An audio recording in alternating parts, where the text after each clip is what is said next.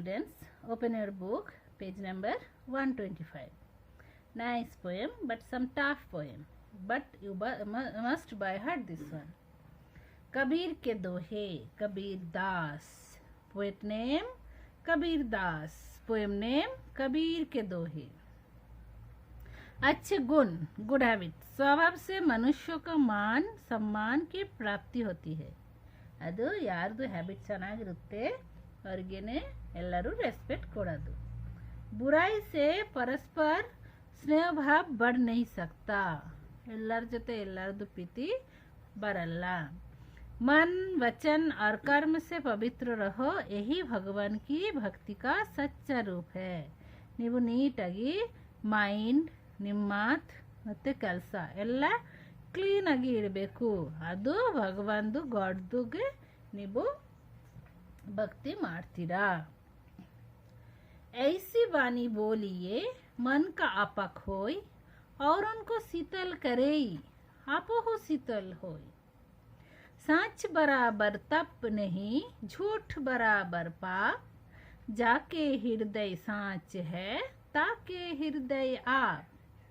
बड़ा भया तो क्या भया, जैसे पेड़ खजूर, पंथी को छाया नहीं, फल लगे अति दूर. दुख में सुमिरन सब करे, सुख में करे न कोई, जो सुख में सुमिरन करे तो दुख काहे होय. तिरगा. ऐसी बानी बोलिए मन का आपा खोई, और उनको शीतल करे अपहु शीतल होय. सच बराबर तप नहीं, झूठ बराबर पाप, जाके हृदय सच है ताके हृदय आप.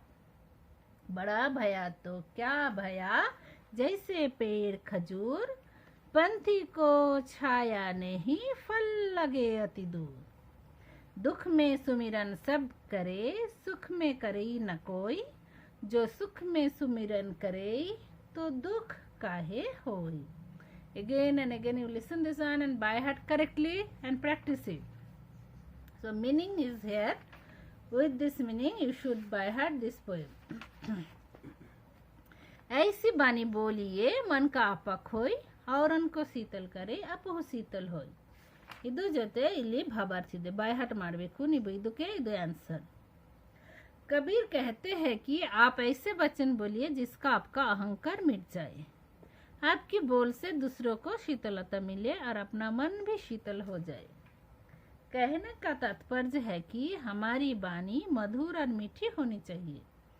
उससे सुनकर दूसरों के मन की कड़ुवाहट दूर हो और वे भी हमारे साथ मीठा व्यवहार करने के लिए प्रेरित हो. ಇದೇ ಥರ ಮಾತಾಡಬೇಕು.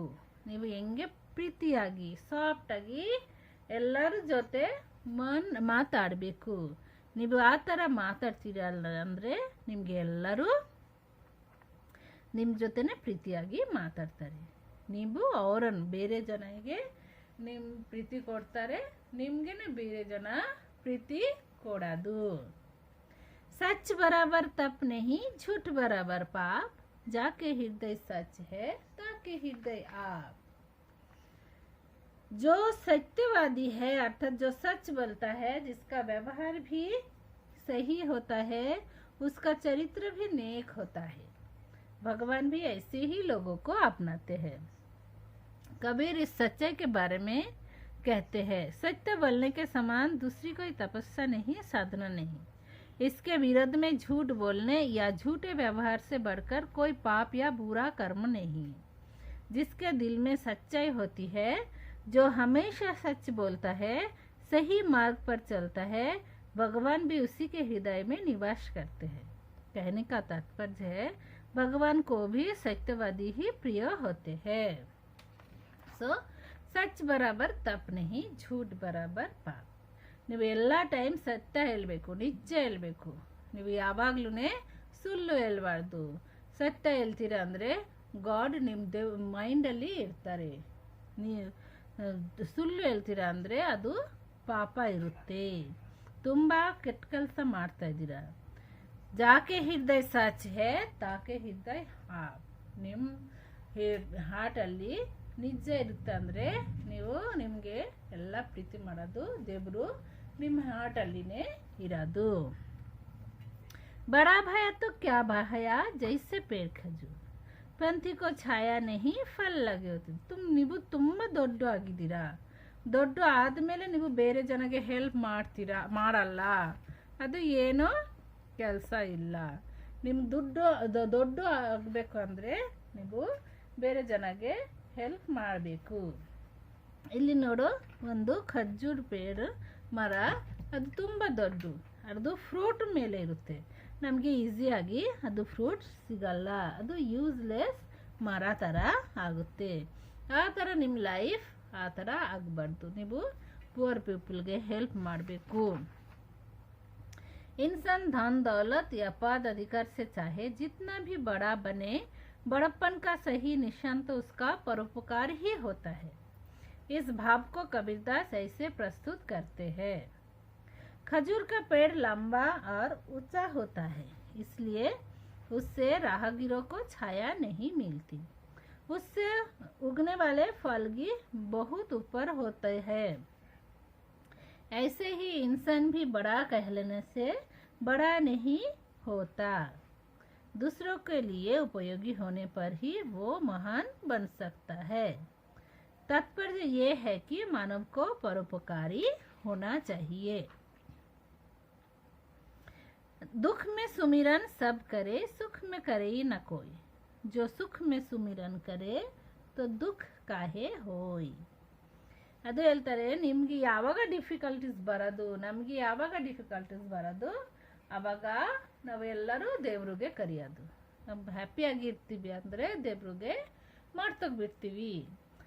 ಅದಕ್ಕೆ ಕಬೀರ್ ಇಲ್ಲಿ ಹೇಳ್ತಾ ಇದ್ದಾರೆ, ನೀವು ಕಷ್ಟ ಟೈಮಲ್ಲಿ ಸುಮ್ಮನೆ ದೇವ್ರಿಗೆ ಕರೆಯೋದು.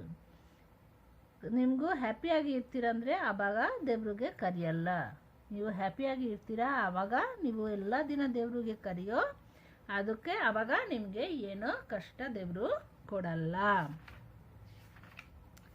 जो सुख प्राप्त करता है वो एक दिन दुख भी भोगता है.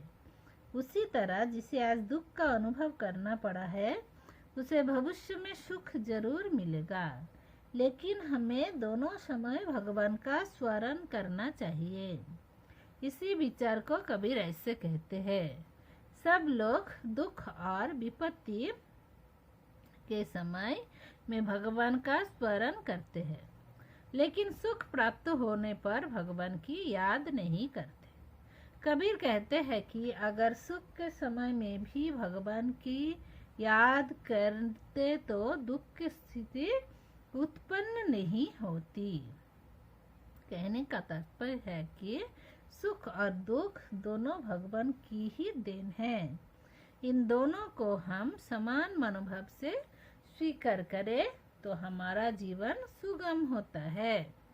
ಸೊ ಇವಾಗ ಇದು ನಾನು ಹೇಳಿದ್ದೀವಿ, ಮತ್ತು ಪೋಯಮ್ದು ಮೀನಿಂಗ್ ಹೇಳಿದ್ದೀವಿ.